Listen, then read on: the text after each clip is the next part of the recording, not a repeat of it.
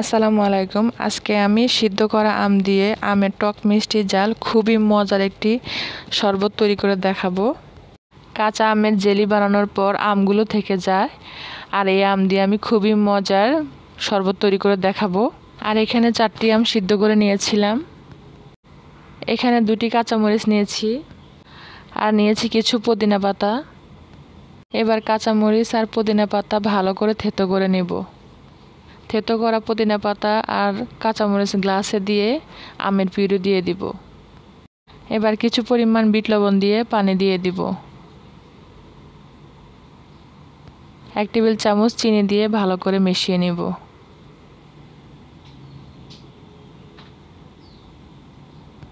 সবশেষে কিছু ice cube দিয়ে আমের শরবত পরিবেশন করব। এই গরমে কলিজা ঠান্ডা রাখতে 1 গ্লাস আমের জুসই যথেষ্ট।